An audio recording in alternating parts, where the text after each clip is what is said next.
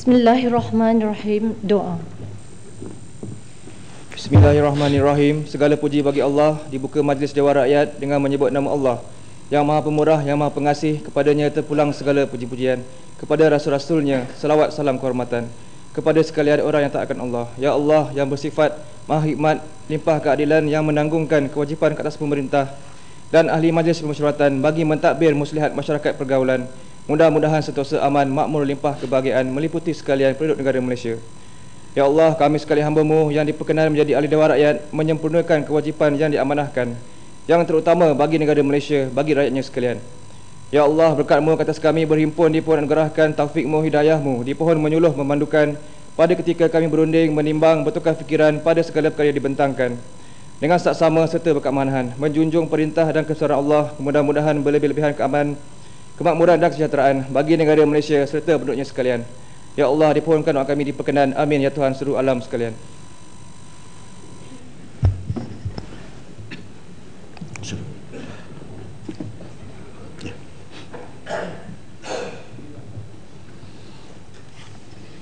Pemasyhuran oleh Tuan Yang di-Pertua, ucapan takziah.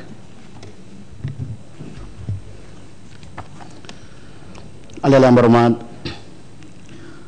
pada 24 hari bulan Mac 2014 jam 10 malam, Yang Amat Berhormat Perdana Menteri Malaysia memaklumkan berkenaan dengan insiden yang membabitkan pesawat MH370 milik Syarikat Penerbangan Malaysia yang hilang dalam penerbangannya dari Kuala Lumpur ke Beijing pada hari Sabtu 8 hari bulan Mac 2014.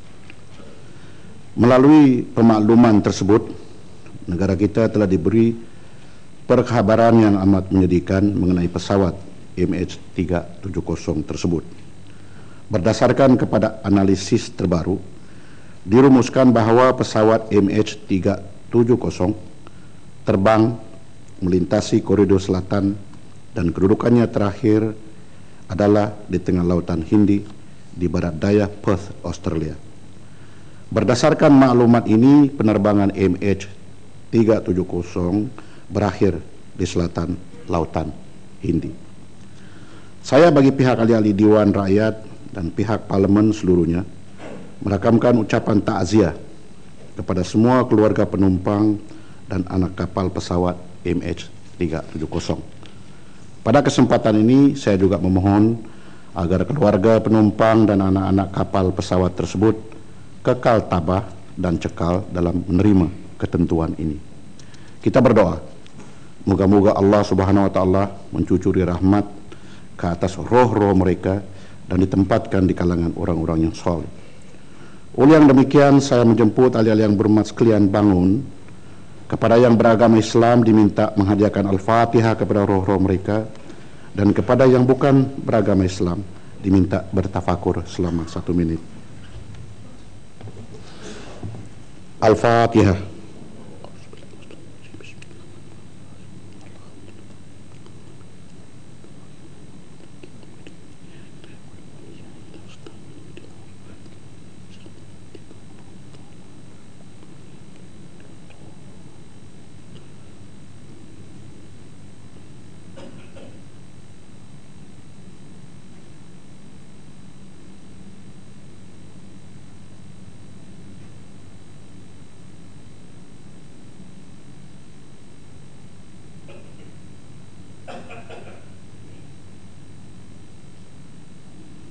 Terima kasih. Sila duduk.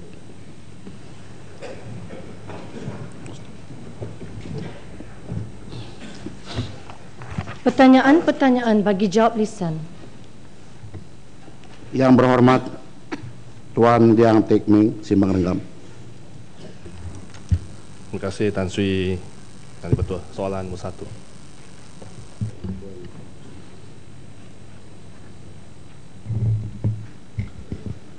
Terima kasih Tuan Yang Di-Pertua. Untuk makluman ahli yang berhormat, Kementerian berpendapat bahawa walaupun kita gagal untuk mempertahankan kejuaraan Piala AFF Suzuki 2012 dan peringkat emas Sukan SEA Myanmar 2013, prestasi skuad bola sepak kebangsaan di kalangan negara-negara ASEAN adalah tidak seburuk yang disangka.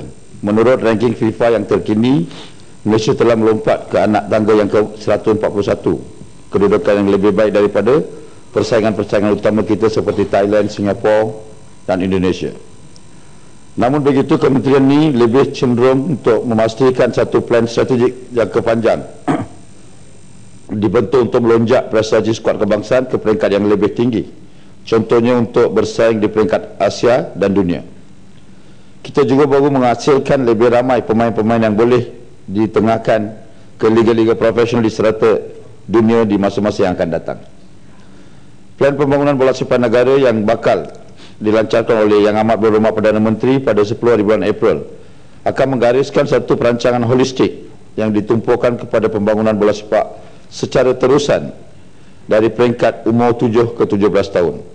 Plan ini juga akan disandarkan kepada 5 teras strategik, iaitu DNA atau falsafah bola sepak negara, kejurulatihan, kemudahan, pertandingan dan pencarian bakat. Dalam fasa 1 plan pembangunan bola sepak negara untuk tempoh 2014 hingga 2020, perancangan yang telah ditetapkan ialah seperti berikut: memperkenalkan DNA bola sepak negara, memperhebat penyertaan dan pertandingan untuk pemain dari umur 7 hingga 17, menstruktur semula pentadbiran dan pengurusan program pembangunan, mempertingkatkan penyelarasan antara pemegang taruh terutamanya KBS, KPM dan FAM, memperkasakan pembangunan kejurulatihan dan menyediakan kemudahan asas yang mencukupi di semua pusat latihan. Manakala fasa 2 plan pembangunan bola sepak negara untuk tempoh 2021 hingga 2030 akan memberi tumpuan kepada seperti berikut: melaksanakan pengauditan dan penilaian program fasa 1, melengkapkan ekosistem pembangunan bola sepak sejajar dengan keperluan era profesional, menstabilkan program bola sepak dengan berteraskan DNA bola sepak negara. Sekian, terima kasih. Terima kasih. Terima kasih Tan Sri Yang Ketua. Saya difahamkan pelan induk bola sepak ni yang akan dilaksanakan oleh kementerian, tempohnya cuma 6 tahun. Tapi kalau kita lihat, kalau kita nak melatih seorang budak tu dari umur 7 tahun sehinggalah sampai ke tahap profesional, paling tidak pun 12 tahun. Jadi saya nak tanya kementerian, kenapa tempohnya cuma 6 tahun? Satu. Dan dua, FAM memang mainkan peranan yang sangat penting dalam nak melonjak bidang bola sepak ni. Tapi saya lihat tajaan yang diterima oleh persatuan ni setahun sampai mencapai 70 juta, tapi dia tidak setimpa dengan prestasi bola sepak kita. Jadi apakah peranan kerajaan? Apakah peranan kerajaan dalam membantu FAM supaya ia bebas daripada gangguan politik ataupun kontroversi dalaman? Dan apakah respon dan tindakan pihak kementerian terhadap desakan-desakan rakyat Malaysia, terutamanya generasi muda, supaya dijalankan rombakan menyeluruh FAM ini, dan agar pentadbiran bola sepak Malaysia dapat menghirup nafas baru yang lebih lega. Terima kasih.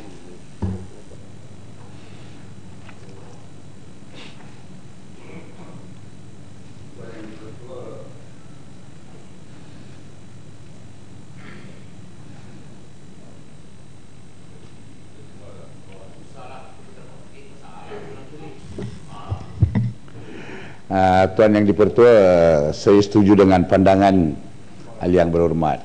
Walaupun 7 hingga 17 tahun adalah satu masa yang singkat, tetapi ini adalah plan strategik awal. Kita akan memanjangkan program ini sekiranya perlu, mengikut keperluan dan keadaan semasa. Dari segi peranan FAM, seperti mana Yang Berhormat tahu, dalam perlembagaan dan juga pemisahan kuasa antara Kementerian Belia dan Sukan dan mana-mana negara, di mana-mana negara dan juga persatuan-persatuan sukan, kita tidak dibenarkan untuk campur tangan dalam pemilihan pemimpin-pemimpin di mana-mana persatuan sukan. Namun yang demikian, untuk maklumat Yang Berhormat, pemilihan bagi jawatan dan pemimpinan Persatuan Bola Sepak Malaysia akan berlaku pada tahun ini. Saya difahamkan bahawa pencalonan bagi jawatan Presiden, timbalan Presiden, Naib Presiden dan jawatan kuasa FM akan dilaksanakan ataupun akan dilakukan pada bulan ini. Walaupun Kementerian Belia dan Sukan tidak boleh mencampur dalam urus pentadbiran dan pemilihan jawatan kuasa, tetapi mengikut keadaan dan keperluan, Kementerian Belia dan Sukan dan agensi-agensi seperti FAM dan sebagainya sentiasa berbincang demi kebaikan sukan negara. Sekian, terima kasih. Sila. Tabaruk. Assalamualaikum warahmatullahi wabarakatuh. Salam sejahtera. Terima kasih Tan Sri Yang Di-Pertua. Terima kasih kepada Menteri yang telah memberi jawapan. Saya terlebih dahulu ingin mengucapkan tahniah kepada KBS kerana telah tampil pada tahun ini sejak sekian lamanya diperkatakan tampil dengan plan pembangunan bola sepak negara yang baru-baru ini telah dibentangkan dalam mesyuarat Exco FAM dan diterima baik oleh FAM. Dalam hal ini saya tertarik dengan satu pendekatan yang ada di dalam plan ini, iaitu pengenalan DNA, di mana kajian pada tahun 2010 dibuat oleh FIFA menunjukkan negara-negara yang berjaya dalam bola sepak seperti Spanyol, Belanda dan juga Jerman, mereka mempunyai DNA yang merupakan falsafah dan gaya permainan yang tersendiri yang jelas. Orang boleh bezakan ini permainan Jerman, ini permainan Spanyol dan sebagainya. Jadi ini satu pendekatan yang baik. Saya nak tahu daripada Yang Berhormat Menteri, apakah strategi-strategi yang telah dirancang ke arah pembentukan DNA untuk bola sepak negara kita ini, supaya apabila sampai tempoh yang disasarkan dalam fasa pertama dan fasa kedua, kita berjaya melahirkan pemain-pemain bola sepak yang terbaik untuk mewakili negara kita. Yang keduanya, saya ingin tahu daripada pihak kementerian, apakah ataupun sebenarnya bukan pertanyaan, saya mengharapkan kepada KBS supaya memastikan plan pembangunan bola sepak negara yang akan dilancarkan tidak lama lagi oleh Yang Berhormat Perdana Menteri ini menjadi suatu plan tetap kepada KBS. Ianya tidak berubah walaupun ada perubahan menteri, timbalan menteri dan sebagainya, sebagaimana berlaku dalam kebanyakan program-program tertentu. Kerana plan ini adalah satu yang amat penting yang perlu diberikan kerjasama oleh bukan saja KBS tapi juga kementerian-kementerian lain, umpamanya Kementerian Pendidikan dan sebagainya. Saya mohon penjelasan. Terima kasih.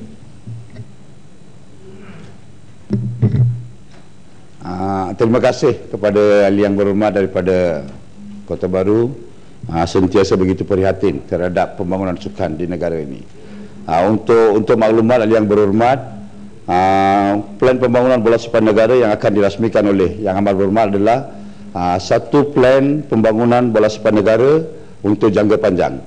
Maka saya bagi jaminan kepada ahli yang berhormat dan Dewan Yang Mulia ini bahawa biarlah ada pertukaran di kalangan menteri dan timbalan menteri di KBS, tetapi plan ini akan berterusan sehingga 2030 secara dua peringkat.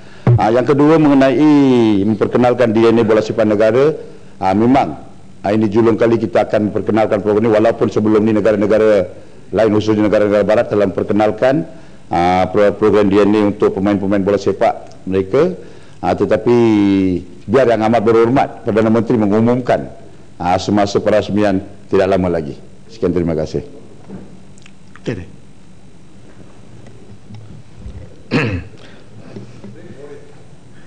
Terima kasih Tan Sri Yang Di-Pertua dan saya mengucapkan terima kasih kerana penghargaan tajuk bola sepak dibincangkan di Parlimen. Terima kasih. Soalan tambahan saya kurang berpuas hati dengan jawapan Yang Berhormat Timbalan Menteri, kerana cara jawapan tu macam longgar, bahawasanya plan ini akan disambung jika perlu. Maknanya macam kementerian sendiri pun belum begitu pasti tentang plan jangka panjang program plan induk pembangunan bola sepak. Saya ingin bertanya pada Yang Berhormat Timbalan Menteri, apakah Yang Berhormat Timbalan Menteri arif dan tahu tentang perkembangan yang berlaku dalam pengurusan bola sepak negara, yang mana mengikut peraturan antarabangsa terletak sebagai satu tanggungjawab dan bidang peranan badan induk dalam negara tersebut. Dan badan induk bola sepak dalam negara kita ini agak unik, di mana cara pengurusan bola sepak itu dilihat sebagai satu persatuan yang begitu elit sehingga tak boleh ditegur. Sedangkan perjalanan Persatuan Bola Sepak adalah satu sukan yang dimiliki oleh orang ramai. Tetapi dalam FAM, berdasarkan pada pengalaman saya sendiri, tadbir urusnya tidak terbuka dan tidak boleh ditegur. Saya hanya kerana saya menjawab pertanyaan media, saya digantung. Dan juga dalam pengurusan, sebab soalan saya ini ada kaitannya dengan peranan kerajaan dalam mesyuarat tahunan Kongres berlaku sehingga cukup tahun tak bermesyuarat, bajet tidak dibentangkan, dalam statut memerlukan ada jawatan kuasa pasukan bola sepak kebangsaan, tak dibentuk, tak bermesyuarat, dan berbagai-bagai lagi. Pada masa yang sama, ianya diuruskan sebagai satu entiti yang tidak seharusnya sebuah persatuan sukan milik orang ramai diuruskan. Soalan saya ialah, di manakah letaknya peranan kementerian dalam soal begini, sedangkan semua persatuan sukan dalam negara kita tertakluk di bawah pentadbiran dan pengurusan Pesuruhjaya Sukan. Yang kedua, Yang Berhormat menyatakan program induk, plan induk bola sepak negara ini untuk tempoh sehingga tahun 20, kemudian disambung lagi pada tahun 21. Apakah Yang Berhormat sedar negara seperti Jepun membuat plan induk bagi tempoh 50 tahun di bawah program Dare to Dream, satu tempoh jangka panjang, kerana dalam bola sepak plan jangka pendek tidak akan membawa ke mana. Dan saya setuju, pengalaman saya jadi menteri, bila bertukar menteri, datang menteri yang baru nak tunjuk dia terror, dia ubah. Jadi saya minta, kalau plan induk bola sepak negara ini diperkenalkan oleh menteri yang bekas timbalan Presiden FAM, dilancar pula oleh Perdana Menteri, tak ada negara sehingga ketua negara terlibat dalam bola sepak, maka minta jaminan kerajaan bila ada plan induk ini perlulah pada jangka panjang dan jangan berubah-ubah mengikut selera menteri.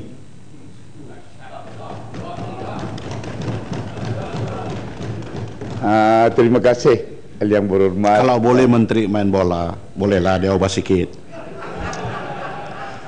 Sila teruskan. Terima kasih Yang Berhormat dan Tuan Yang Dipertua atas pandangan ataupun pendapat Yang Berhormat yang begitu dalam bidang sukan khususnya bola sepak. Tuan Yang Dipertua mengikut plan pembangunan bola sepak negara sehingga hari ini yang telah dicadangkan ataupun rancangkan oleh KBS adalah untuk menghebat penyertaan dan pertandingan untuk pemain umur dari 7 hingga 17. Walaupun ahli Yang Berhormat daripada Simpangan tidak berpuas hati dengan tempo itu, tetapi saya sebagai timbalan menteri hanya boleh mengumumkan kepada Dewan ini apa yang dirancang.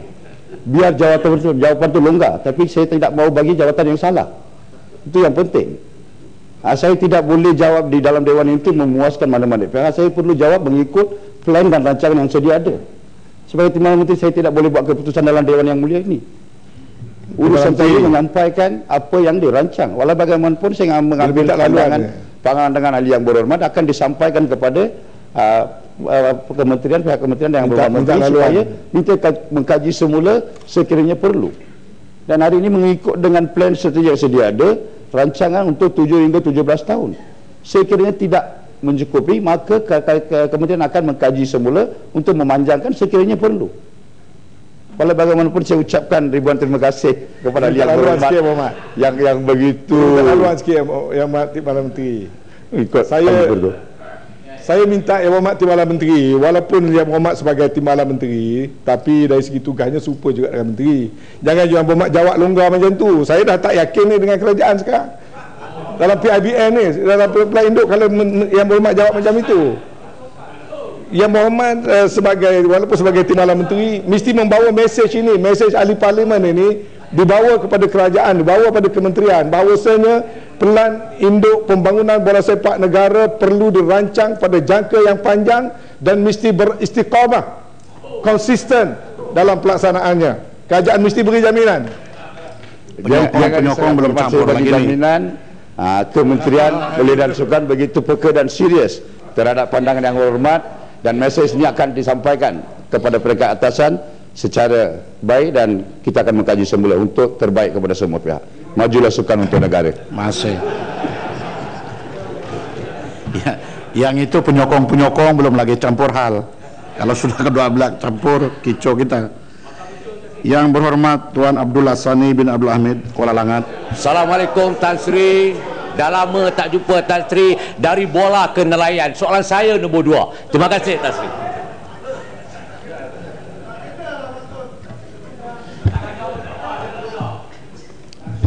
Bismillahirrahmanirrahim. Assalamualaikum warahmatullahi taala wabarakatuh. Salam sejahtera. Terima kasih Tan Sri Yang di-Pertua, dan juga terima kasih kepada sahabat saya yang berhormat daripada Kuala Langat yang saya lihat bukan sahaja pakar dalam bidang di laut, di darat, di laut pun dia pakar. I thought you are unionist di darat, membela pekerja ladang dan sebagainya. Datuk Yang di-Pertua, Tan Sri Yang di-Pertua, Kementerian Pertanian dan Industri Asas Tani memang berusaha untuk memberikan latihan kompetensi, ya, mengikut konvensi piawaian latihan persijilan dan penjagaan untuk nelayan, atau dalam bahasa Inggeris disebut Standard of Training, Certification and Watchkeeping for Fisheries Personnel, STCWF. Di antara latihan yang diberikan ialah namanya kursus asas keselamatan, basic safety training.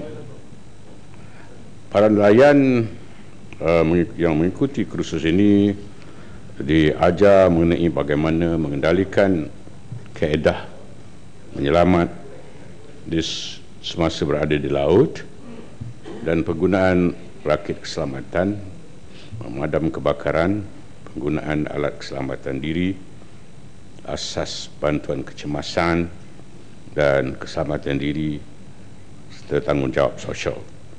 Ini kursus yang agak basic dan makan masa hanya dalam tempoh 5 hari. Selain daripada itu,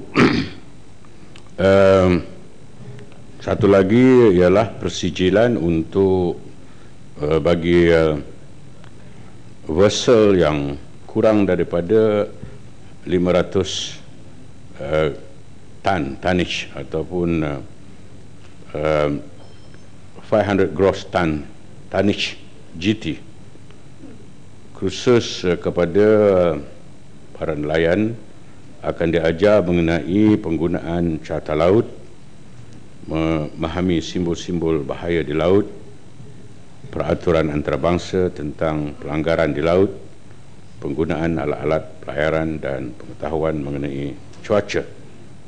Selain daripada itu, ada juga dimasukkan dalam modul latihan ini cara-cara untuk menangkap ikan yang lebih baik dan memastikan tangkapan ikan dibuat secara yang boleh menjaga sumber ikan untuk jangka panjang.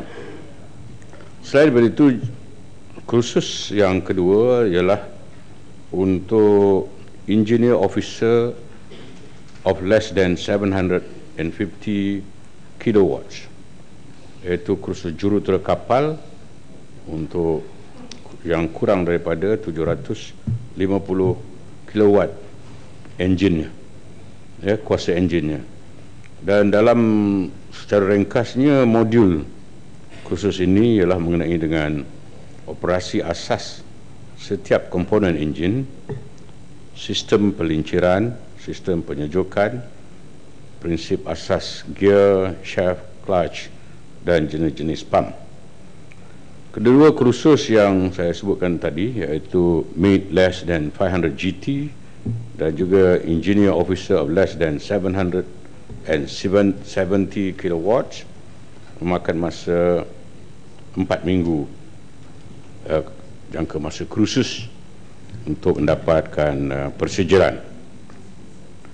Konvensi STCWF ini terpakai kepada besa-besa nelayan yang melebihi 24 meter panjang. Walau bagaimanapun, penguasaan konvensi ini belum dilakukan oleh Jabatan Laut. Sekian, terima kasih.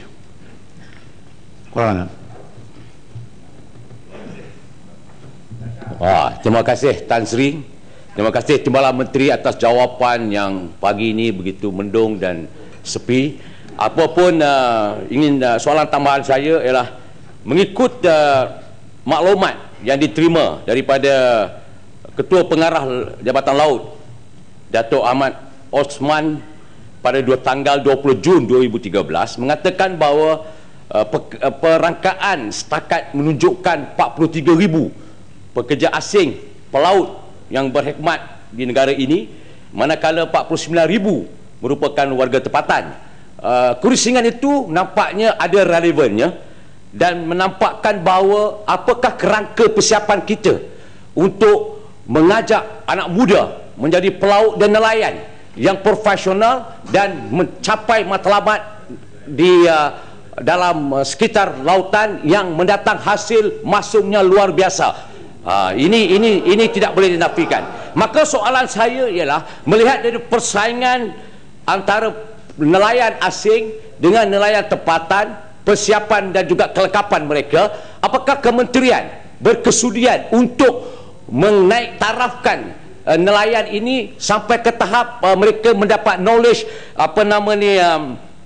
pengetahuan tentang perundangan laut dan juga navigasi ini supaya mereka boleh bersaing dengan pekerja asing.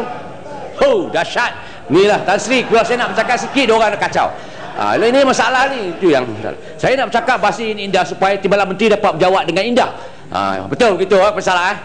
Jadi soalan saya dah lari pada soalan. Jadi persaingan dengan nelayan luar ini menjadi satu perkara yang begitu merusingkan, dan melihat daripada 43,000 dengan 49,000 terlalu rapat untuk disaingkan. Maka saya ingin bertanya kepada Timbalan Menteri, bagaimana mungkin boleh kita naik tarafkan mereka ini dalam bentuk sampai ke anak muda dapat mendapat ilmu navigasi dan juga perundangan laut ini sampai ke tahap universiti. Tak universiti, maknanya degree sampai ke pakar, dan ini akan memberikan motivasi kepada anak-anak muda untuk menjadi pelaut dan nelayan yang baik. Apa pandangan? Apakah Timbalan Menteri bersetuju dengan pandangan saya? Terima kasih Tan Sri Speaker. Banyak peminat Tan Speaker. Ini masalah ni diorang ni. Terima kasih Tan Sri Speaker dan Yang Berhormat Kuala Langat. Saya rasa Yang Berhormat pun sedar bahawa bukan saja kerajaan, kita semua rakyat Malaysia ingin melihat rakyat tempatan mengambil bahagian dalam berbagai sektor ekonomi yang ada dalam negara kita ini. Kita pun tidak senang dengan melihat pekerja asing, pendatang tempat asing dalam apa sektor sekalipun. Tetapi kita menghadapi masalah di mana kalau tidak diisi dengan pekerja asing, sama ada haram ataupun halal, maka perusahaan kita terjejas. Seperti perladangan, perikanan pun sama juga. Orang-orang kita ni tidak begitu tahan lasak untuk memasuki perusahaan seperti ini. Saya mengakui bahawa perangkaan nelayan asing begitu besar sekali sebagaimana Yang Berhormat sebutkan tadi. Jadi itu keadaannya. Walau bagaimanapun kita akan berusaha, dan Kementerian Pertanian kita mempunyai satu institut perikanan di Cendering, Terengganu, dan institut ini memberikan latihan-latihan yang diperlukan oleh nelayan-nelayan kita supaya mereka mempunyai kemahiran dan menguasai teknologi perikanan untuk menjadi nelayan yang berjaya dan juga berpendapatan lumayan. Tetapi kita boleh mengadakan institut, kita boleh mengadakan trainers, kita boleh mengadakan teknologi, tetapi kalau tidak ada sambutan daripada rakyat, maka kita tidak boleh berjaya dengan perancangan kita itu. Dan bagi menambah, dari segi iltizam kerajaan, bukan sahaja Institut Perikanan ni di Cendering ini, Yang Berhormat pun dah ada baca dan mengetahui cadangan Kementerian untuk menubuhkan agro Universiti Agro. Banyak orang setuju, banyak orang yang tak, ada juga yang tak setuju, itu pandangan masing-masing.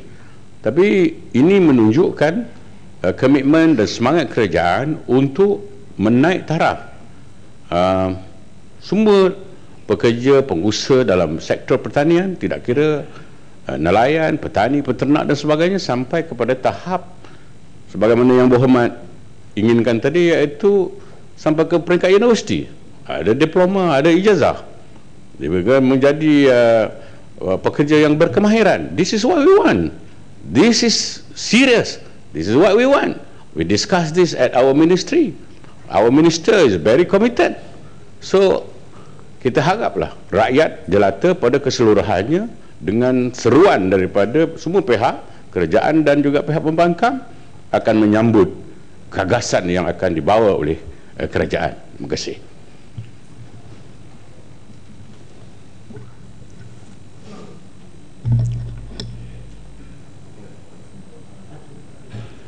Terima kasih Tan Sri Yang Dipertua. Apabila kita menyebut tentang nelayan atau bantuan kepada nelayan, kita sering tertumpu kepada nelayan laut sahaja.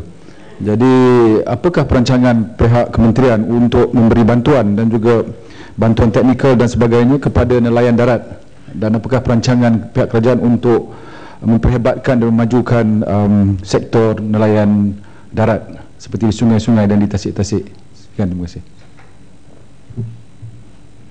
Terima kasih Tan Sri Yang Dipertua dan juga sahabat saya Yang Berhormat daripada Kuala Kangsar.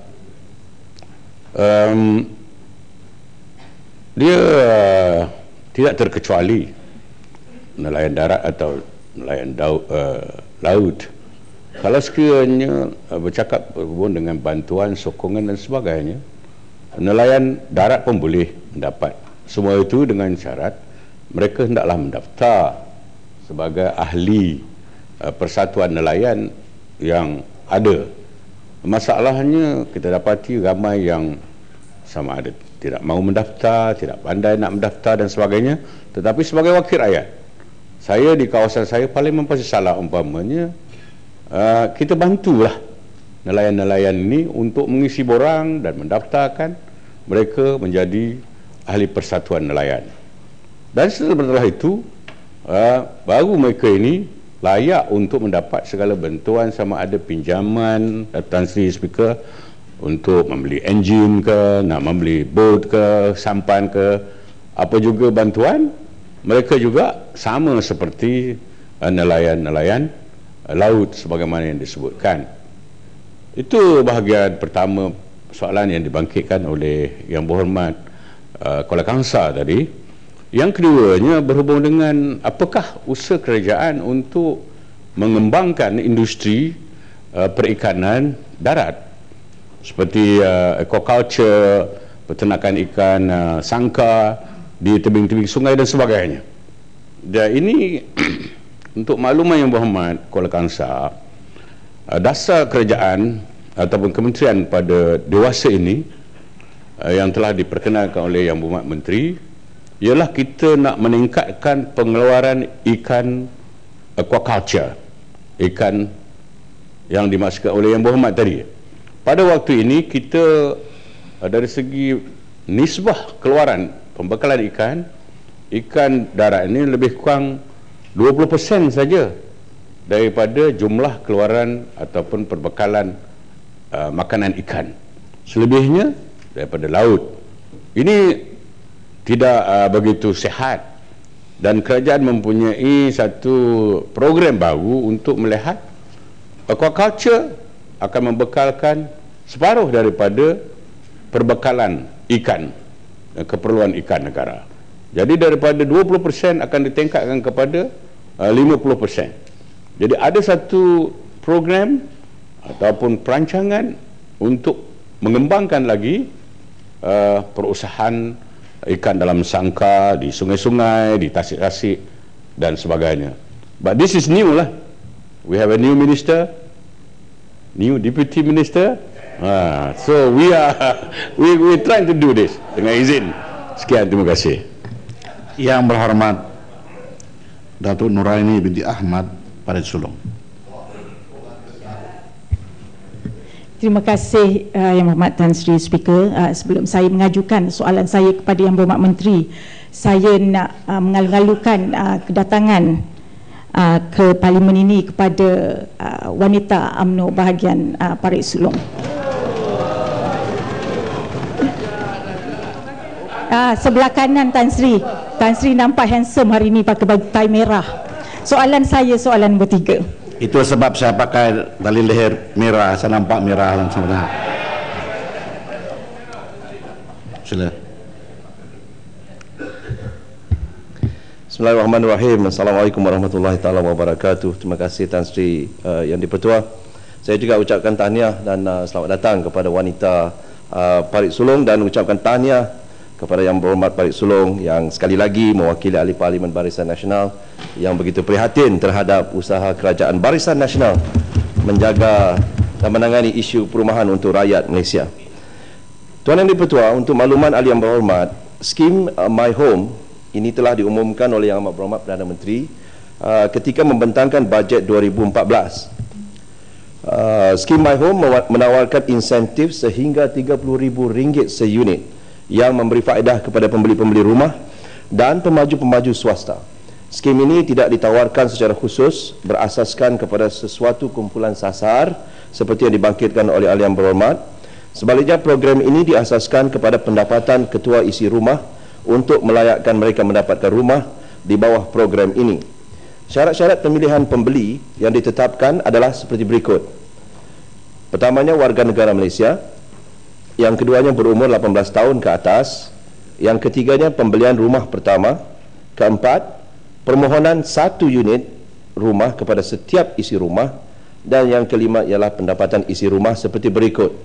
Kita ada 2 kategori Tan Sri. My Home 1, pendapatan isi rumah di antara RM3,000 hingga RM4,000.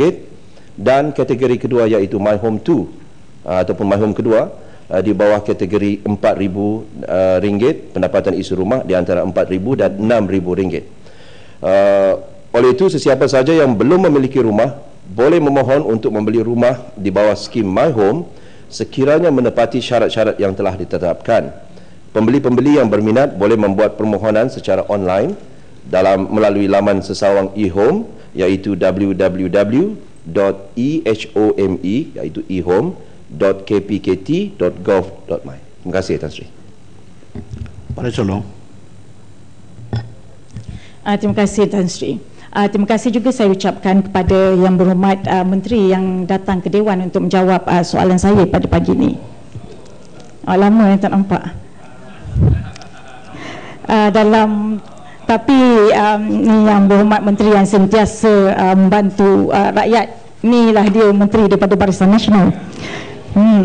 Dalam bajet yang lepas, Yang Amat Berhormat Perdana Menteri ada umumkan bahawa RM30,000 yang sebagai subsidi itu adalah untuk membantu pembeli dan bukan untuk membantu pemaju. Ini seperti yang dikatakan di dalam program My Home tersebut. Jadinya soalan saya kepada Yang Berhormat Menteri adalah bagaimanakah KPKT ni dia nak memastikan bahawa mana-mana rakyat yang membeli rumah ini betul-betul layak dan mereka ini adalah yang sebenarnya kurang berkemampuan yang memerlukan rumah murah ini, termasuklah yang saya tanya dalam soalan asal saya iaitu mengenai ibu tunggal ini. Walaupun mereka ini tidak mempunyai pendapatan yang tetap, tetapi mereka ini adalah mereka yang patut dilihat, yang patut merasai kenikmatan mendapatkan perumahan murah ini Dan itulah yang banyak dikatakan di bawah slogan Kerajaan Barisan Nasional. Dan selain daripada itu, saya juga nak bertanya sama ada kementerian juga ada bercadang untuk menyediakan kemudahan-kemudahan seperti taska dan juga tabika ataupun tadika di kawasan program My Home ini. Minta jawapan Yang Berhormat Menteri. Terima kasih. Terima kasih Tan Sri Yang Dipertua dan terima kasih kepada Yang Berhormat Ahli Parlimen Parit Sulong yang bekerja kuat sebagai salah ahli parlimen yang sentiasa prihatin. Tan Sri Yang Dipertua,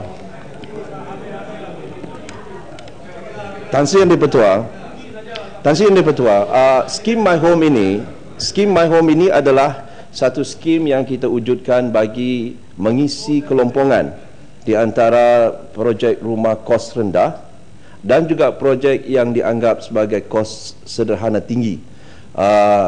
Kita dapati dalam kajian yang kita buat bahawa lebih banyak ataupun ramai keluarga yang berpendapatan di antara pendapatan di antara 3,000 hingga 6,000 yang juga tertekan dengan keadaan perumahan, harga perumahan yang agak tinggi. Jadi kita membuat satu program yang baru yang mana kita khususkan kepada mereka yang berpendapatan sederhana tinggi ini, sederhana rendah ini, iaitu di antara 3,000 hingga 4,000, dan kepada mereka seperti ibu tunggal yang berhormat yang mungkin tidak mempunyai pendapatan yang tinggi, mereka boleh memilih untuk menyewa ataupun membeli perumahan, projek perumahan rakyat, iaitu projek perumahan kos rendah yang disediakan oleh Kerajaan Barisan Nasional. 16,000 tahun ini Tan Sri, dan untuk PPR, dan My Home ini kita buat untuk golongan yang saya katakan tadi di tengah-tengah ini, kerana mereka juga tertekan di kawasan bandar terutamanya, walaupun mereka mempunyai pendapatan 4,000, 5,000, 6,000 ringgit dengan anak mereka yang ramai, sudah tentu tekanannya begitu tinggi, dan kerajaan telah membuat langkah yang pertama untuk membantu golongan ini yang juga mendapati tekanan yang begitu besar. Saya cuma kalau boleh saya diberikan peluang sedikit Tan Sri Yang Dipertua untuk memberikan ciri-ciri rumah mampu milik ini. Contohnya, untuk My Home 1, kategori My Home 1, harga yang dijual oleh pemaju perumahan ialah di antara 80,000 hingga 120,000. Unit-unit yang dijual dalam harga 80,000 hingga 120,000 dengan keluasan minimum ya, boleh lebih tapi minimum 800 kaki persegi, akan dijual sekarang ini pada tahap 50,000 hingga 90,000 ringgit sahaja. Dan 30,000 ringgit itu tidak akan diberikan kepada pemaju, tetapi dimasukkan sebahagian daripada kos pembelian rumah. Maknanya akan menjadi deposit awal oleh pembeli tersebut. Jadi sebagai pembeli, kalau dia nak membeli rumah harga 120,000 contohnya, dia boleh menggunakan duit 30,000 itu sebagai wang pendahuluan, menjadi deposit kepada pembelian rumah tersebut, dan ini meringankan lagi beban kepada pembeli tersebut untuk menyediakan deposit yang begitu banyak, kurang-kurang 10-20% ini. Jadi 30,000 itu akan dimasukkan dalam bank HDA account, Housing Development Account pembeli tersebut, dan untuk pemaju perumahan Tan Sri, kita gunakan skim ini untuk memberi insentif kepada mereka untuk membuat lebih banyak lagi rumah mampu milik ini dengan memberikan 30,000 itu upfront. Contohnya, kalau dalam pemajuan perumahan itu ada 1,000 unit yang layak di bawah kategori My Home ini, bermakna pemaju perumahan itu akan mendapat 30 juta ringgit daripada kerajaan upfront pada hari yang pertama, supaya mereka boleh mengurangkan kos pembinaan mereka, kos financing mereka. Jadi dengan adanya insentif ini, mudah-mudahan pemaju perumahan akan membina rumah yang lebih mampu milik di kategori di antara 80,000 hingga 250,000 ini. Jadi ini tujuan kita, selain daripada membantu pembeli, dia juga membantu pemaju perumahan dengan memberi insentif keuangan yang boleh didapati mulai daripada hari yang pertama untuk mengurangkan kos mereka. Terima kasih Tan Sri. Sila, tanya. Terima kasih Tuan Itu. Soalan tambahan saya. Kita ucap tahniah di atas usaha kerajaan untuk meringankan beban rakyat. Cuma saya ingin penjelasan, apakah satu peruntukan khas ataupun kuota khusus kepada golongan ibu tunggal? Sebab golongan ini adalah golongan yang perlu dibela. Mereka terbeban dengan kos hidup yang tinggi, dengan pengurusan anak-anak yang ramai. Ini adalah satu perkara yang harus diambil perhatian oleh kerajaan. Dan begitu sejauh mana perumahan My Home yang dibuat ini adalah mesra warga emas khususnya. Sebab kalau rumah itu bertingkat sampai 5 tingkat, kalau tidak ada ataupun 4 tingkat yang tidak ada kemudahan yang sesuai, maka ini adalah satu kesukaran terutama bagi mereka yang uzur. Jadi sejauh mana inisiatif yang dibuat oleh kerajaan untuk mesra ibu tunggal, mesra warga emas, golongan-golongan yang perlu dibela. Terima kasih Tan Sri, terima kasih Yang Berhormat daripada Rantau Panjang. Sebelum saya menjawab isu ini, saya terlupa tadi untuk Parit Sulong, ibu tunggal yang ingin memohon dan layak dari segi pendapatan isi rumah akan dipertimbangkan, dan status mereka sebagai ibu tunggal itu akan memberikan sedikit kelebihan kepada mereka. Jadi ya, dan tapi kita tidak boleh letakkan Tan Sri kota, kerana saya kira kalau kita bagi kota ini dia tidak dapat tidak menyeluruh. Jadi sudah tentu kalau dia layak dari segi pendapatan isi rumah, kedudukan mereka, status mereka sebagai ibu tunggal itu akan diberi penekanan. Dan untuk kelengkapan seperti tadika dan sebagainya itu memang kita wajibkan diwujudkan keperluan-keperluan tersebut dalam pemaju perumahan. Untuk Yang Berhormat Rantau Panjang, seperti mana saya katakan tadi, untuk warga emas kita memang mempunyai standard bahawa bukan saja warga emas tetapi penduduk-penduduk ataupun pembeli dan penyewa yang berstatus OKU, kita juga mempunyai unit-unit yang dedicated untuk mereka, di mana ada RAM dan sebagainya dan ruang bilik air yang lebih besar untuk penyewa dan pembeli OKU tersebut, dan standard ini akan kita aplikasikan juga untuk skim My Home tadi. Terima kasih. Terima kasih. Yang Berhormat Tuan Lok Siu Fok, Seremban. Selamat pagi Tan Sri Ketua. Saya turut merakamkan ucapan takziah kepada ahli keluarga bangsa-bangsa MH370. Soalan saya keempat.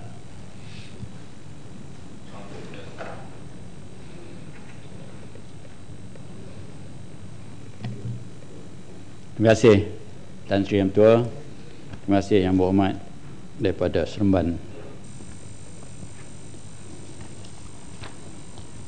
Tuan Yang Tua, Kementerian Dalam Negeri mengambil maklum isu kesesakan ruang di pejabat Jabatan Imigresen Negeri Sembilan, terutama semasa musim cuti sekolah dan cuti umum di negeri berhampiran. Bagi mengatasi masalah ini, bahagian pekerja asing yang sedia berada bersekali dengan bahagian pasport dan bahagian visa, PAS dan permit, telah dipindah daripada tingkat 4 ke tingkat 2 bulan Februari yang lalu. Ruang yang ditinggal oleh bahagian pekerja asing tersebut harap dapat memberi keselesaan jangka pendek kepada pelanggan yang berurusan dengan bahagian pasport dan bahagian visa, PAS dan permit, yang banyak berurusan dengan orang ramai. Di samping itu, KDN telah mempunyai perancangan untuk memohon dan membangun projek kompleks KDN ataupun mini KDN untuk dilaksanakan perancangan Malaysia ke-11 tahun 2016, tertakluk kepada pertimbangan pihak Unit Perancang Ekonomi (EPU) Jabatan Perdana Menteri. Pembinaan kompleks KDN Negeri Sembilan ini akan menjamin operasi yang lebih selesa dan efisien bagi beberapa agensi di bawah KDN termasuk Jabatan Imigresen. Diharap langkah penyelesaian di atas akan mewujudkan sekitaran pejabat yang menarik, selesa, seterusnya dapat memberikan motivasi kepada pegawai dan kaki tangan untuk memberikan perkhidmatan dengan lebih baik dan meningkatkan kecekapan sistem perkhidmatan pelanggan. Terima kasih. Sila, Seremban. Terima kasih Tan Sri Ketua. Soalan tambahan. Terlebih dahulu saya ucapkan terima kasih lah kalau ada perancangan ataupun ada cara untuk supaya pengasingan kaunter-kaunter permohonan pasport dan juga pekerja asing itu memang salah satu sebab mengapa kesesakan yang begitu teruk di pejabat imigresen Negeri Sembilan. Cuma saya rasa untuk segi orang ramai yang memohon pasport, masalah utamanya ialah dari segi queue dia ataupun masa yang panjang untuk memohon mendapatkan nombor giliran. Walaupun sekarang ini Jabatan Immigration memastikan bahawa pasport itu dapat disiapkan mungkin dalam masa 1 jam, tetapi masa untuk mengambil giliran itu amat lambat. Jadi saya mencadangkan supaya dari segi pengurusan nombor giliran supaya dapat di satu sistem yang lebih efisien, supaya orang ramai yang pergi ke pejabat immigration mereka tahu mungkin untuk nombor 1 hingga 100, mungkin untuk 8 pagi hingga 10 pagi, ataupun nombor-nombor yang kemudiannya dapat mereka datang kemudian, supaya tak perlu terlalu panjang masanya berada di pejabat immigration. Kerana saya pernah pergi sana melihat bahawa orang ramai menunggu berjam-jam untuk mendapatkan nombor giliran mereka untuk membuat permohonan mereka. Jadi saya harap ini dapat dipertimbangkan oleh pihak kementerian. Terima kasih. Ya, terima kasih Yang Hormat. Tan Sri Yang Tua, sebenarnya proses pembuatan pasport ini mempunyai 5 peringkat. Peringkat pengeluaran nombor untuk mereka ini sampai ke kaunter untuk mendapat menerima dokumen dan sebagainya, screening NRIC dan sebagainya menerusi kerjasama di antara immigration dan pihak National Registration berhubung dengan Sianu memohon pasport sama dia betul-betul warga Malaysia ataupun tidak. Ini dibuat di kaunter yang pertama. Di peringkat ini kadang-kadang kita nampak dilihat bahawa ada kelambatan berlaku oleh kerana kita juga tertakluk kepada beberapa mesin yang di belakang itu. Kalau di satu tempat mempunyai mesin satu saja, kapasiti mesin itu adalah terhad kepada berapa banyak yang boleh dibuat pada hari itu. Dan jadi ini kita lihat di kawasan di tempat Negeri Sembilan ini, di Seremban ini mempunyai batasan sedemikian. Walau bagaimanapun kita masih bermohon kepada pihak kerajaan supaya menaik tahap, bukan menaik tahap dengan mesin-mesin yang berlainan, menaik tahap dengan memberi tambahan mesin untuk print pasport di belakang dia itu dalam proses bilik proses itu sendiri. Kalau ditambah mesin itu dengan sendiri di kaunter itu boleh dipercepatkan dan jumlah-jumlah nombor yang diterima oleh pelanggan yang datang itu boleh beri lebih banyak lagi daripada tempat-tempat yang lain. Umpamanya di Shah Alam mempunyai mesin 3 mesin, dia boleh memproses sampai 400 lebih pasport dalam masa satu hari. Tapi kalau tempat yang hanya mempunyai 1 mesin, dia boleh maksima dia boleh hanya membuat 150 pasport dalam satu hari. Ini jadi constraint. Kalau tidak, mesin itu overheating dan dia tidak boleh memproses, tak boleh membuat radar printing dan sebagainya. Jadi inilah yang kita telah kaji dan kita lihat. Pihak immigration berbincang dengan kementerian dan kementerian telah berbincang dengan pihak EPU untuk di-upgrade semua mesin-mesin ini, ditambah di pejabat itu di seluruh negara. Yang hormat, kita masih mengkaji. Saya juga menerima laporan yang sama ataupun komplain yang sama daripada Pulau Pinang, daripada Johor, daripada KK, banyak negeri lain yang khususnya yang mana apabila sampai masa cuti ataupun masa budak-budak cuti sekolah, kita lihat permohonan ini datang berlambat. Terima kasih. Yang berhormat, soalan spesifik. Ya, soalan spesifik. Okay. Tentang Jabatan Immigration. Terima kasih Tan Sri Speaker. Soalan asal berkenaan dengan Jabatan Immigration. Saya ingin memberitahu Yang Berhormat Timbalan Menteri, baru-baru ini pihak kami telah pun menerima pelbagai aduan daripada pihak majikan yang cuba memperbarui permit pekerja mereka untuk pekerja asing. Sebagai contoh, di Jambatan Immigration Perak, satu hari hanya had kepada 40 nombor sahaja. Ini mengakibatkan ramai majikan terpaksa beratur diri sejak pukul 3 pagi dan kebanyakannya satu hari tidak dapat diselesaikan. Mungkin kementerian tidak dimaklumkan masalah spesifik ini dan harap apakah rancangan kementerian supaya masalah ini dapat diselesaikan, kerana majikan-majikan ini mereka tidak perlu lagi beratur. Kadang-kadang terpaksa datang 3-4 kali hanya untuk memperbarui permit pekerja asing mereka. Apakah rancangan kementerian untuk menyelesaikan masalah ini? Sekian, terima kasih. Yang Amat Tan Sri Yang Tua, walaupun soalan ini terkeluar sedikit daripada soalan asal, tapi soalannya adalah relevan kepada Jabatan Immigration. Sebenarnya Yang Amat, kita mengambil serius.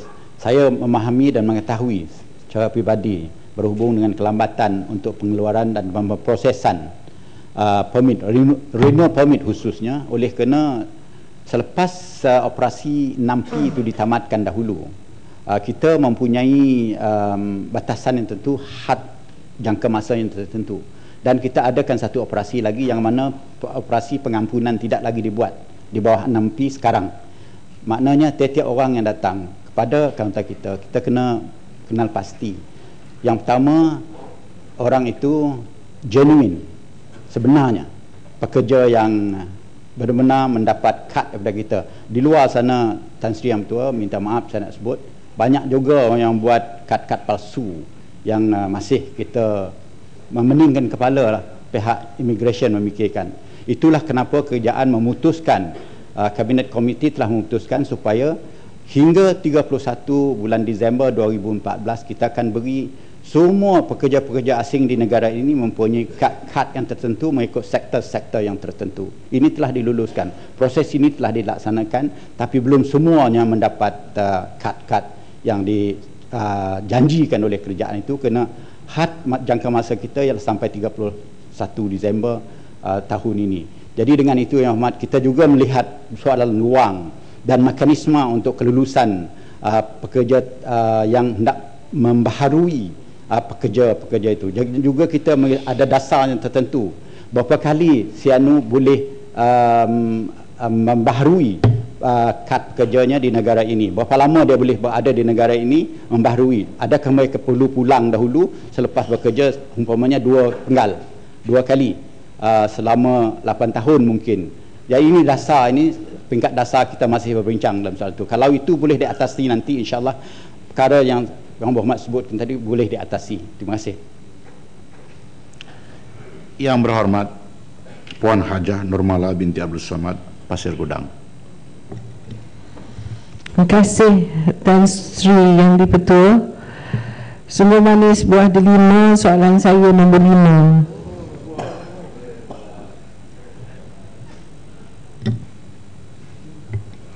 Terima kasih Tan Sri Yang Dipertua. Terima kasih Yang Berhormat Pasir Gudang. Untuk makluman ahli Yang Berhormat, di bawah rancangan Malaysia ke-10, iaitu dari tahun 2011 hingga 2013, sejumlah 1,316 kajian penyelidikan telah dijalankan oleh institusi pengajian tinggi awam atau IPTA.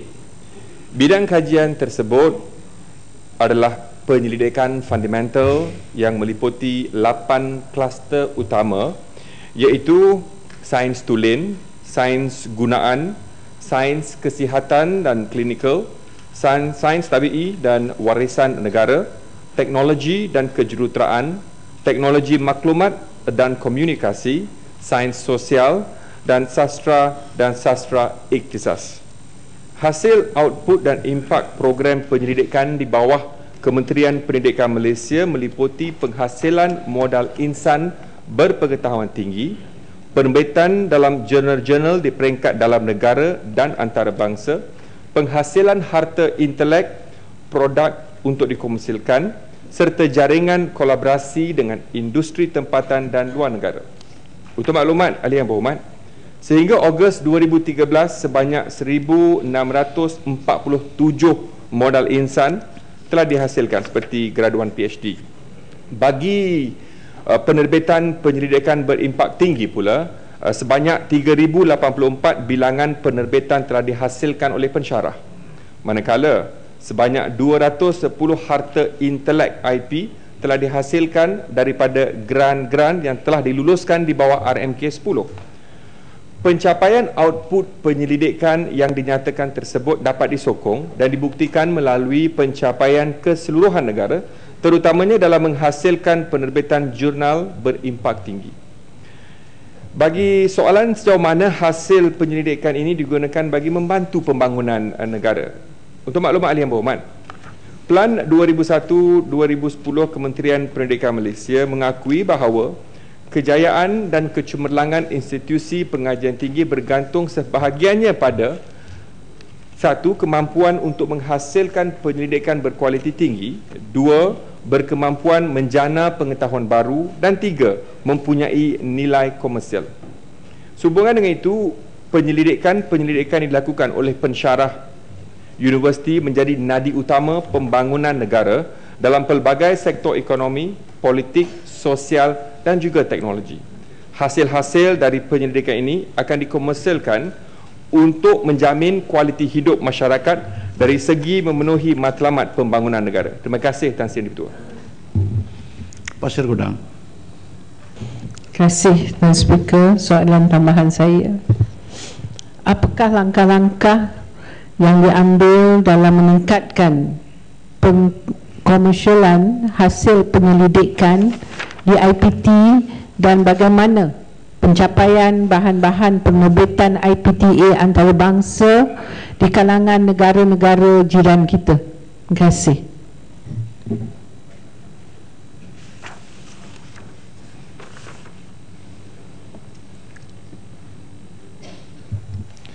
Terima kasih Yang Berhormat. Terima kasih Tan Sri Yang di-Pertua. 6 langkah-langkah yang telah kita kenal pasti. Di antaranya adalah seperti berikut. Satu, untuk menubuhkan jawatan kuasa pengkomersialan yang dianggotai oleh 5 ahli panel daripada pihak industri yang memberi khidmat nasihat untuk membantu dan mengenal pasti rakan kongsi industri. Yang kedua, Kementerian telah mewujudkan Jawatan Timbalan Naib Chancellor Penyelidikan dan Inovasi, Pusat Pengurusan Penyelidikan atau RMC dan Unit Hubungan Industri di IPTA. Yang ketiga, menggalakkan IPTA menubuhkan syarikat utama atau holding company dengan izin bagi mempergiatkan aktiviti pengkomersialan dan menjalinkan hubungan dengan industri. Keempat, mewujudkan kerjasama pintar di antara IPTA dan pihak industri dalam perkongsian keuntungan harta intelek. Dan dari segi yang kelima pula, menggalakkan IPTA menyertai pertandingan reka cipta R&D di peringkat kebangsaan dan juga antarabangsa bagi mempromosikan hasil reka cipta inovasi dan produk R&D IPTA. Dan yang keenam, mempromosikan produk-produk R&D IPT melalui perancangan media, dengan izin media plan, iaitu hasil-hasil R&D IPTA dihebahkan melalui laman web, media cetak dan elektronik. Mengenai soalan international publications yang di mana status kita berbanding dengan negara-negara jiran, ya, saya baru menerima satu laporan daripada Research Center Jülich Germany yang memberi perbandingan di antara tahun 2000 dan 2009. Pada tahun 2000, Research International Publication daripada Malaysia sebanyak 1,328. Ini daripada kajian dibuat di negara Jerman. Dan pada tahun 2009, 6,672. Peningkatannya dalam 9 tahun ini 402%. Dan ini merupakan di antara peningkatan yang terbaik di rantau ini berbanding dengan contoh negara Singapura. 2000 mereka ada 5,546, 2009 10,569, peningkatannya 90%. Ada contoh-contoh beberapa negara-negara jiran kita, tetapi nampak benar Research Center Jülich Germany ini menyatakan ada penambahan lebih 400% dari segi international publication of the individual countries. Dengan izin. Terima kasih Tan Sri Yang. Bukit Kantang. Terima kasih Tan Sri Yang di-Pertua. Terima kasih Menteri. Selalunya kajian, apabila satu kajian nak dibuat, dia merupakan satu perkara yang baru dan inovasi yang baru. Jadi persoalan saya, apakah contoh hasil penyidikan terutamanya di bidang reka cipta yang dihasilkan oleh penyelidik-penyelidik universiti yang kita dapat pasarkan di peringkat antarabangsa? Kerana pada saya ini merupakan satu bahan komoditi yang baik kalau hasil ini dapat kita pasarkan di peringkat antarabangsa. Boleh atau tidak Menteri memberi contoh antara hasil reka cipta yang dihasilkan oleh pihak universiti hasil daripada kajian mereka di peringkat antarabangsa. Terima kasih. Terima kasih Tan Sri yang Ketua. Terima kasih Yang Berhormat. Banyak contoh. Saya akan gariskan 2 contoh. Kalau nak maksud banyak contoh, ini dia.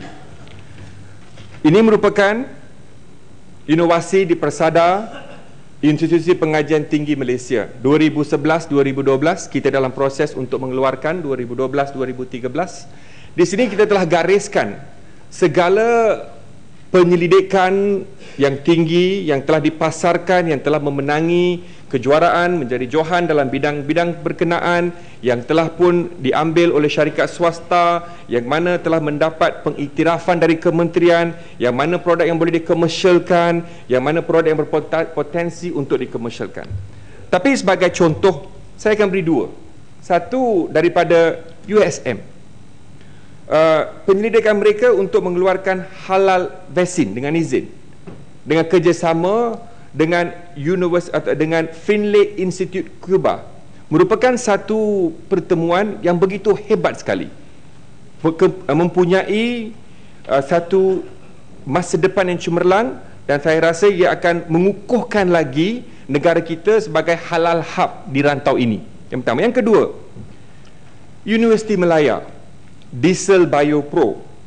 Diesel Bio Pro ini merupakan ciptaan Dr. Ishini Muhammad Noor, penyelidik utama dari Jabatan Kejuruteraan Kimia Universiti Melaya, untuk diperbuat daripada sisa kelapa sawit.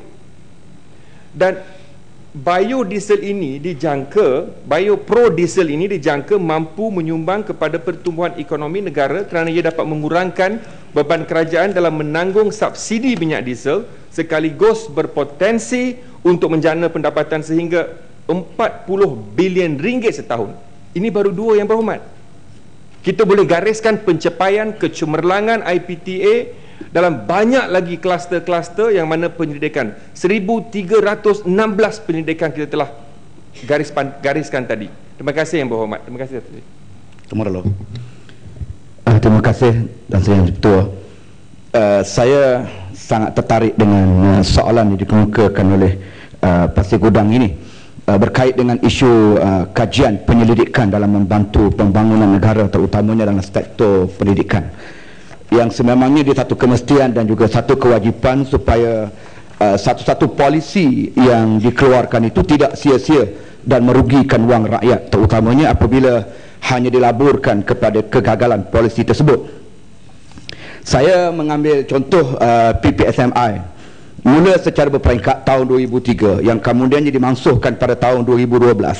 Belanjanya ialah 3.5 bilion ringgit duit rakyat, yang akhirnya Menteri mengakui kegagalan sistem PPSMI ini, dan terbaru ialah PBS dan juga PT3 yang mana ianya menggantikan peperiksaan PMR. Tak berapa lama dia dijalankan, terpaksa pindah pula, dan saya pun tak pasti berapa jumlah kos yang terpaksa dihabiskan, yang akhirnya kerajaan tukar pada mekanisme baru yang dianggap sebagai mesra guru.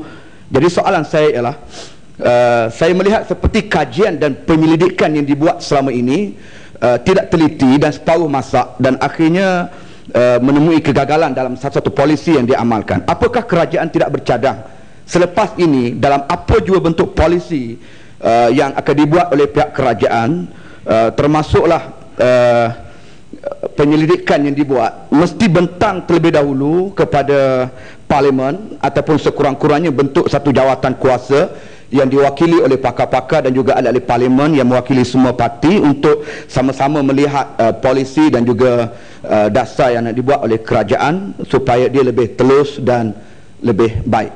Terima kasih. Terima kasih Tan Sri Speaker. Terima kasih Yang Berhormat Temerloh. Kerajaan tidak akan mensia-siakan grant yang diberi dalam aspek pendidikan.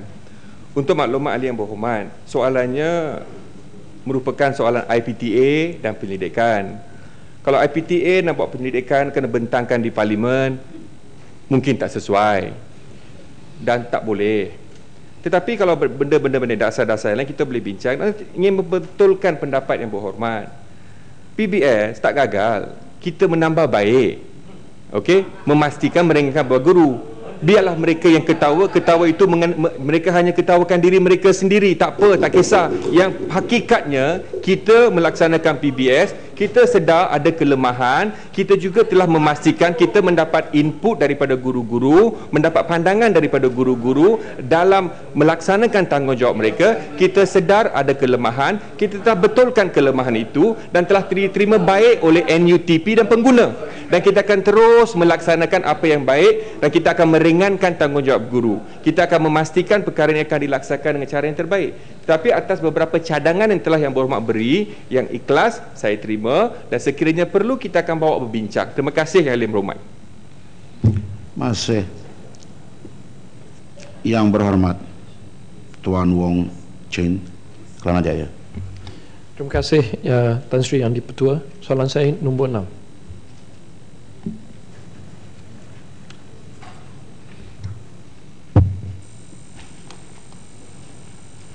Assalamualaikum warahmatullahi wabarakatuh. Selamat pagi Tan Sri Yang Di-Pertua. Terima kasih pada Kelana Jaya yang telah mengemukakan soalan hubung dengan meter elektrik TNB.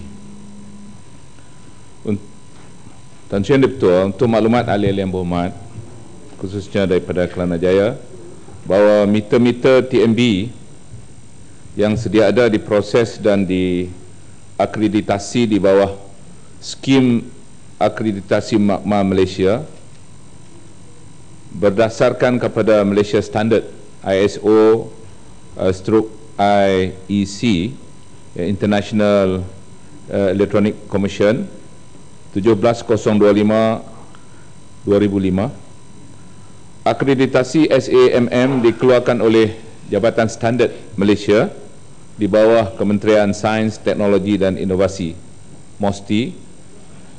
Meter-meter elektronik TNB juga diuji dan dikalibrasi di bawah piawaian antarabangsa seperti MSIEC 65053/11, Malaysia Standard IEC 62053/21,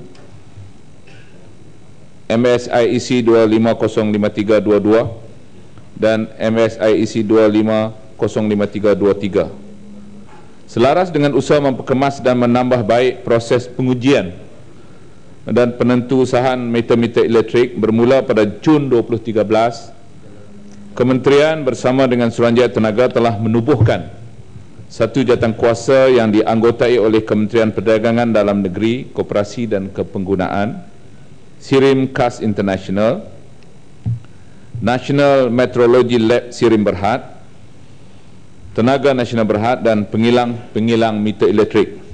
Satu garis panduan berkaitan proses pengujian dan penentuusahaan meter-meter elektrik, Guideline for the Electricity Meters Approval, Testing and Initial Verification Requirement, dengan izin telah dibangunkan bagi memastikan setiap meter elektrik melalui proses pengujian,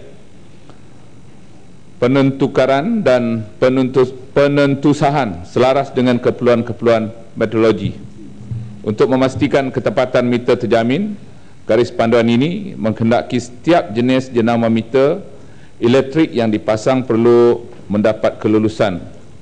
Pertama, patent approval dari National Meteorology Laboratory ataupun makmal sains pengukuran. Yang keduanya daripada Certificate of Approval daripada Suruhanjaya Tenaga, dan yang ketiganya adalah Product Certification daripada Sirim Kas International. Setiap unit meter yang telah mendapat semua kelulusan ini akan dibenarkan menampar pelekat Sirim ST kepada meter tersebut. Mulai 1 Januari 2013, TNB telah diarahkan untuk memastikan semua meter yang akan dipasang di premis-premis pengguna mematuhi keperluan di bawah garis panduan tersebut dan dilengkapi dengan label ST Sirim. Pada masa ini, Suruhanjaya Tenaga dan bersama Sirim Kas International sedang menjalankan pengujian ke atas meter digital di premis pengguna secara sampling dan bilangan meter yang akan diuji akan dipertingkatkan dari semasa ke semasa.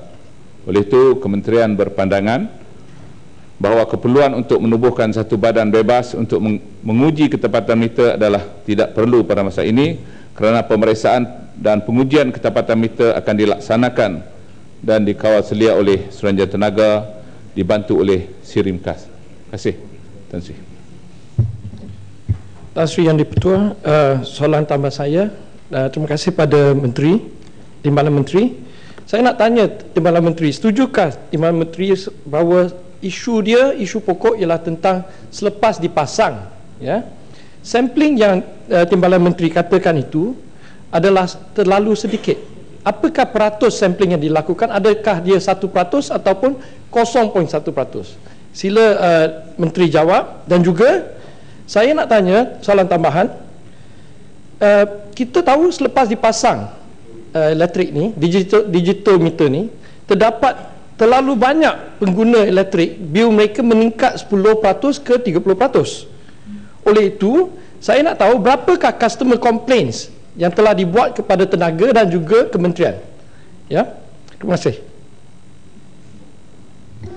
Terima kasih Yang di-Pertua. Untuk jawab soalan daripada Yang Berhormat tadi berhubung dengan perkara-perkara yang berkaitan dengan meter elektronik ini, sukalah saya menyebut di sini yang pertama adalah bahawa sekarang ni dalam kita menggunakan dua jenis meter. Satu yang kita panggil electromechanical dan satu lagi ialah elektronik. Electromechanical mudahnya adalah meter elektrik yang sudah tua, dan elektronik adalah meter baru yang kita gunakan. Jadi dalam Dewan yang Berhormat Tan Sri Yang di-Pertua, dalam Dewan ini pun ada dua kategori. Satu adalah electromechanical dan satu lagi adalah elektronik. Jadi yang lama-lama ni kita panggil electromechanical, yang baru ni kita panggil elektronik. Jadi dalam pemasangan ini, untuk maklumat yang Berhormat Kenaranjaya, kita sedang menubuhkan pihak kementerian dan juga Suruhanjaya telah menubuhkan sebuah jawatan kuasa untuk mengkaji meter-meter yang sudah dipasang, meter-meter elektronik yang sudah dipasang dari segi pematuhan dan dari segi penggunaannya untuk direkodkan supaya penggunaan elektrik yang lebih tepat.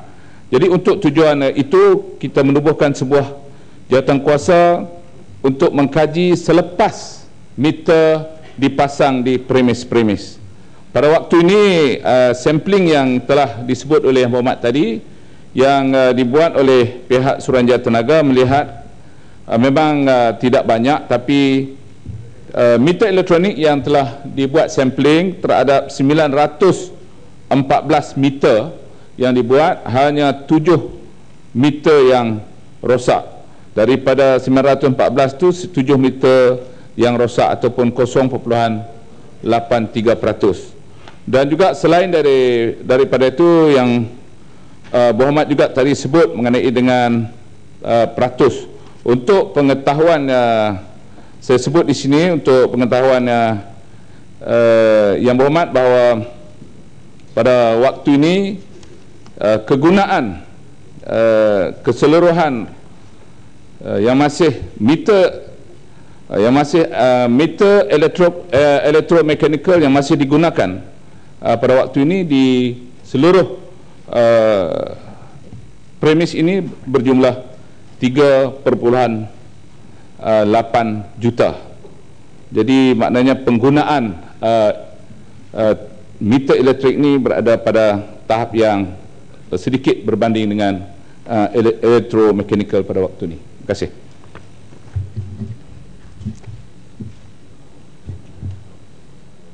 Bintulu.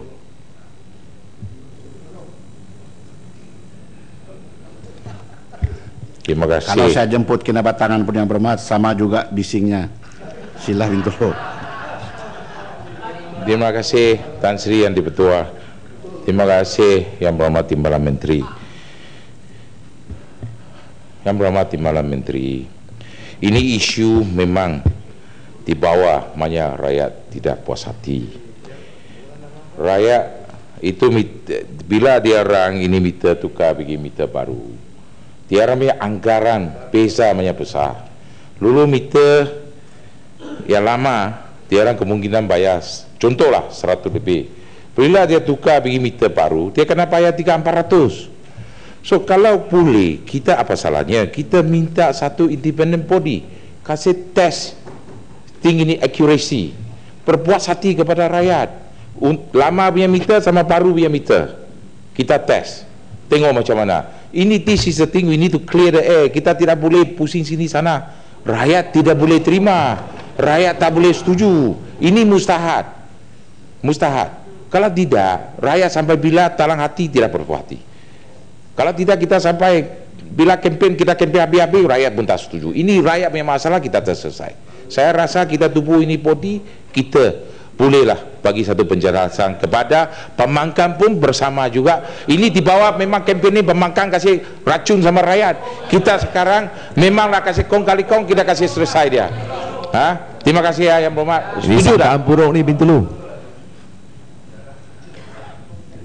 Muhammad Tan Sri Yang di-Pertua, terima kasih pada Yang Muhammad Bintulu atas soalan tadi. Saya ingin jelaskan di sini bahawa untuk Semenanjung ni utilities ataupun syarikat yang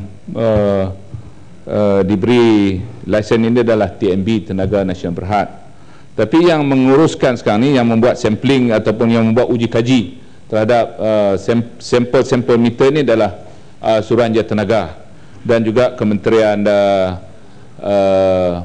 Haiwan Pengguna dan juga SIRIM. Jadi mereka ada sebuah komiti, sebuah tim. Contoh yang saya bagi di sini Muhammad, 914 meter ni dibawa meter lama dan dibawa meter baru dan dites. Jadi sememangnya diakui ada yang meter bila dimasukkan meter lama, dimasukkan meter baru, dia punya ada lebih jumlah bayaran dikenakan, tapi average yang diberi di sini, yang dimaklumkan kepada kementerian di sini, lebih kurang 5% yang lebih daripada yang sepatutnya dibayar pada masa dulu. Ini laporan daripada Jawatankuasa lah yang diberi pada kementerian setakat ni. Dan apa-apa pun terima kasih atas cadangan dari Bintulu. Saya akan bawa balik ke kementerian untuk selanjutnya. Terima kasih. Tan Sri, ada soalan tambahan boleh tanya tak? Mau. Okey. Belum lagi saya panggil Yang Berhormat. Mau juga kena tangan. Siapa Sri? Sila. Saya kena tangan. Terima kasih Tan Sri. Ini soal air dan listrik ini memang penting. Ini sebetulnya memang masalah, dan terima kasih peluang ini saya kemukakan kepada Menteri. Sebab memang betul, iaitu hari ini pun masih ramai di kalangan pengguna kita yang tidak puas hati dengan bil listrik yang dikenakan kepada mereka. Biasanya ada di antara bantahan-bantahan ini, bil mereka semasa yaitu 200-300 tiba-tiba jadi ribu-ribu. Jadi ini seharusnya saya setuju bahawa perlu ada penguatkuasaan yang lebih terperinci, di samping mungkin dijaga oleh Suruhanjaya Tenaga, mungkin kena macam juga polis dengan pendakwa raya lah, iaitu lain pihak menyiasat, lain pihak mendakwa. Jadi kita pun kena begitu. Mungkin TNB membekalkan tenaga, tetapi yang collecting bill itu dibagi kepada outsourcing kepada orang lain, dan dengan demikian sudah pastinya mungkin sudah ada kepuasan di kalangan rakyat dan boleh mengatasi masalah yang dihadapi sehingga pada hari ini. Terima kasih Menteri. Yang Berhormat Tan Sri Yang di-Pertua, terima kasih pada Kinabatangan atas pandangan yang telah diberikan tadi. Saya kira bahawa soal yang berkaitan dengan utilities ni, soal tenaga dan juga kalan air seperti yang disebut oleh Tan Sri Yang di-Pertua adalah merupakan soal harian rakyat. Jadi ada berbagai-bagai masalah, ada berbagai-bagai ketidakrasa puasan hati yang timbul di kalangan rakyat berhubung dengan isu ini, termasuklah isu yang berkaitan dengan meter yang telah diganti oleh pihak TMB. Ada kes, sememangnya diakui ada kes-kes yang melibatkan kenaikan pada bil, tapi yang saya nyatakan tadi bahawa meter yang baru ni sebenarnya adalah meter yang telah diuji, meter yang telah diuji kejituan dia, ketepatan dia. Cumanya barangkali apabila ditambah ataupun diganti dan dianya akan melibatkan rasa tak puas hati, apapun pandangan daripada Yang Berhormat Kinabatangan, Yang Berhormat Bintulu dan juga Kelana Jaya berhubung dengan perkara yang berkaitan dengan meter ni akan dibawa sekali lagi balik ke kementerian, dan kemudiannya kita akan berbincang dengan pihak TMB, dengan Suruhanjaya Tenaga dan agensi-agensi yang berkaitan supaya barangkali lebih baik cara kita menyelia meter-meter yang baru dipasang. Yang Berhormat Tan Sri. Terima kasih. Yang Berhormat Tuan Haji Ahmad Nazlan bin Idris Jarantut. Terima kasih Tan Sri Yang Dipertua. Tan Sri Yang Dipertua orang yang bestari diselang-seli dengan berseluruh. Saya nak tanya Yang Berhormat Menteri, soalan saya soalan nombor 7.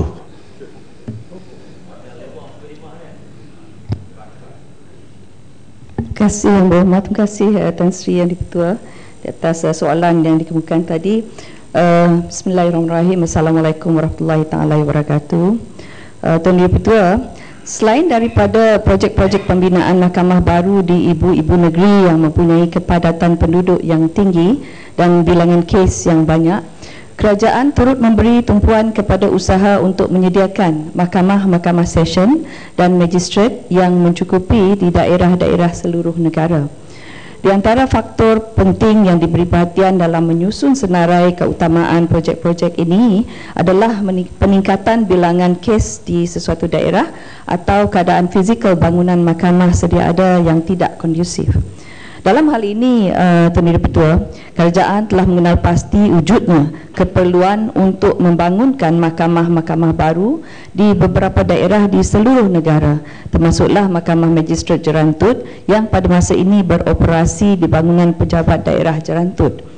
Sukacita dimaklumkan juga bahawa rancangan pembinaan mahkamah baru Jerantut sememangnya diberi keutamaan dalam permohonan-permohonan projek pembangunan mahkamah baru. Namun terdapat keperluan yang perlu diberi perhatian segera untuk dilaksanakan projek pembangunan mahkamah di beberapa mahkamah lain terlebih dahulu. Sekian, terima kasih. Terima kasih Tan Sri Yang Dipertua. Terima kasih Yang Berhormat Menteri. Saya faham terdapat banyak permohonan untuk pembinaan mahkamah-mahkamah baru, bukan sahaja daripada Jerantut dan juga daripada rakan-rakan ahli parlimen yang lain. Cuma apabila kita tanya, biasalah kerajaan menjawab, ada satu jawapan yang standard, dimasuk dalam perancangan, tunggu giliran. Saya amat yakin kalau sekiranya Yang Berhormat Menteri pergi melihat sendiri ke mahkamah di Jerantut hari ini, saya yakin dia juga akan terus meluluskan mahkamah baru ni. Cuma saya nak tanya, apakah kriteria selain daripada yang dinyatakan tadi, adakah kriteria-kriteria lain yang boleh diguna pakai, kerana mahkamah di Jerantut ini bukan pejabat daerah Yang Berhormat Menteri, tetapi bangunan pejabat daerah yang lama yang disewa, sangat tidak kondusif. Dipohon penjelasan. Terima kasih. Terima kasih Jerantut di atas soalan tersebut. Ingin saya nyatakan di sini, di antara kriteria yang kita ambil kira iaitu bilangan kes dan juga struktur bangunan yang sedia ada. Untuk statistik bagi rujukan Yang Berhormat Jerantut, bagi tahun 2012 jumlah kes pendaftaran kes sivil ialah sebanyak 164 dan kes jenayah adalah sebanyak 655. Dan manakala pada tahun 2013 jumlah pendaftaran kes sivil adalah sebanyak 254 dan 661 bagi kes jenayah.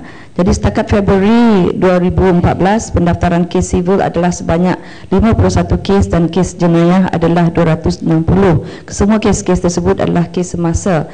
Jadi ini dikira masih juga belum dapat diambil kira sebagai keutamaan. Namun begitu, Jerantut, saya ada senarai di sini di mana Mahkamah Baru Jerantut memang sudah termasuk dalam senarai. Jadi insyaAllah kita harap Jangan Tut bersabar kerana banyak juga mahkamah lain juga memerlukannya. Jadi ini memang sudah ada dalam senarai kita. Terima kasih. Tanya dulu. Tanya dulu.